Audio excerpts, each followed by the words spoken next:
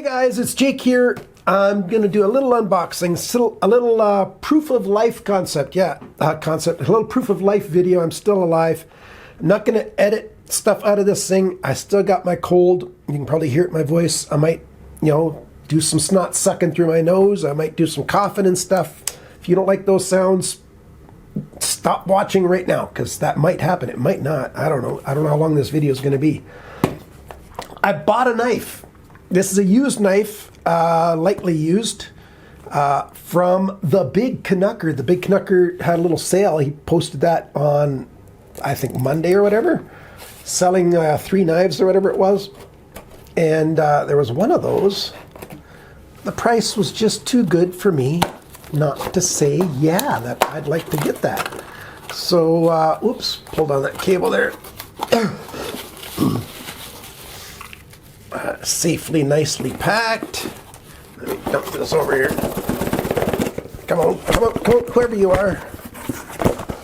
There we go. Yeah, I bought a Spyderco. You know me, I'm not a huge Spyderco collector, mostly because Spyderco knives are not often within my budget range. Now this guy's a little bit outside of my budget range. But the used price was quite good. It's, I don't know, about 2/3 of retail that I paid for it. Oh, and he left his lanyard on there. That's not a Spyderco lanyard. This is how the Big Canucker loves to do his lanyards. He's a big fan of lanyards. I'm not against lanyards. I just don't tend to use lanyards much, but he really likes them.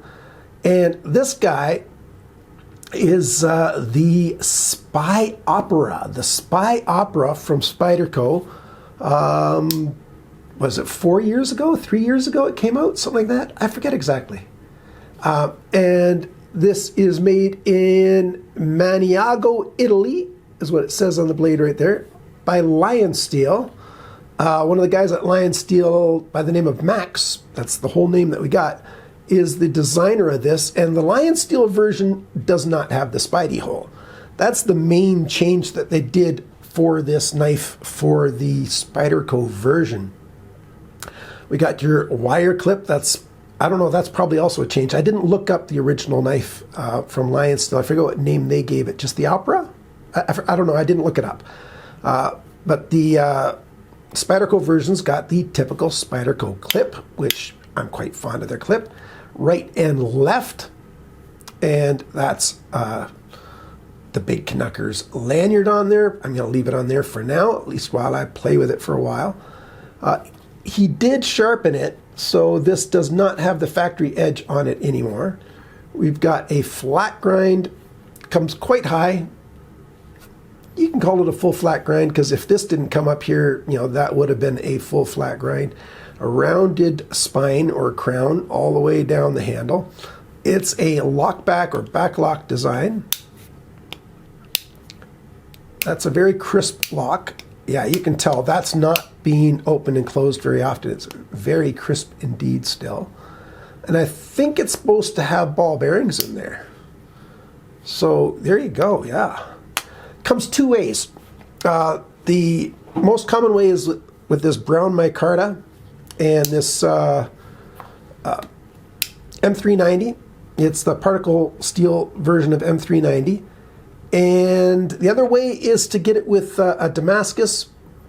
I'm not sure what the steel components of their Damascus is. And a solid carbon fiber handle scales. Those cost about twice as much. How much does this cost? Oh, well, I left my notes upstairs. In the United States, it's like $197 US for this knife, brand new. And the carbon fiber one with the Damascus is right around $400 US. In Canada, this guy at Warriors and Wonders, Blades Canada is what it's called, bladescanada.com.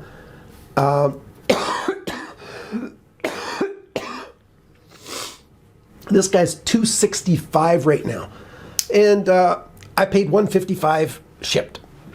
So $155 total all in for this knife. And of course the other prices are plus taxes, plus shipping. So I don't feel too bad. I didn't ask him. I think I might be a one-owner knife. I don't know. We'll see. I'd be the second owner. I'll ask him. Yeah. Let me see. Now, slow roll works just fine. Let's see if I can get my flicking done right. I got a wire here that's in the way, so I'm trying to work around it. I can do it that way, yeah. So I can flick it if I just start it with my thumb. And a little bit of wrist action. I got to get used to that. I like the amount of spring tension on here, so it wants to stay closed. That's kind of nice. It's a light knife. Like, this is definitely under 3 ounces. I'm not doing a review right now. I'm just putting the video together. Let me do some measurements here. What do we got for a blade length? We got like 73 millimeters, something like that. And I'll just show you guys right here. That's just under 3 inches. Not even an eighth under, but more than a 16th. So yeah, that's not bad. And the cutting edge length, that is 2 3/4 inches. And in millimeters, we got 70 millimeters for the cutting edge. Just a plain fine edge. Not super thin at the edge, but not thick either. This feels like, whoops, yeah, he sharpened it. It might be, oh good, didn't cut myself enough to bleed. It might be under 20 thou here, but it feels like it's about 20 thou up here. 20 thousandths of an inch thick. So like 0.5 millimeter thick here, right behind the sharpened edge, but less than that back here. So yeah, 3D sort of rounded spine. It's not a flat brown micarta. And, you know, special little screws. But those are pretty tiny. Are those, what have we got in this driver right now? Oh, that's a T8. So yeah, they're not going to be T8. They're bigger than that. But T8 back here, and the pivot adjustment, you'll have to take the handle scales off to get at it. So those are probably T6. Excuse me. Those are probably T6.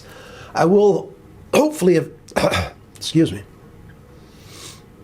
Sometimes coughing makes me nauseous. I've had this cold now for almost, well, it's 2.5 weeks now. Today's the 16th of January. So, yeah. Oh, by the way, those of you who are wondering what this was, this is the Tenable Nest Street. So it's Cancep's budget version of the Nest Street and the button lock. And I'm still playing with it off and on. Yeah, I kind of like it. I'll talk about it some other time. But today, yep. Oh yeah, a little bit dirty in there. I think I'm going to take this thing apart, give it a complete cleaning. Might not take it fully apart, we'll see. But I want to see if there's bearings and stuff in there, and like give you pictures of that. I like this lanyard option the way it is here. That's ideal. I like that. If you're going to make a knife and you want a lanyard with it, that's how you want to do it, in my books. It's a nice, light little knife. Now this thing, yeah, very good for carrying, especially in Canada. Not a problem at all. Yeah. Yeah, there you go. The number here, it's the, if it'll focus right there. There you go. C255, no, 255 CMP. C255 CMP, made in Italy, SPYOPERA M390. And I'm going to play with it. And I think I'm going to like it. And I'm probably going to keep it. Probably. I seriously think I'm going to keep this. But I've just opened it and just played with it now for a few minutes myself. I don't know. Maybe not. We'll see. Thank you so much for watching. Thanks for liking, sharing, commenting, and subscribing. And remember, friends, please, always cut towards your chum, not your thumb.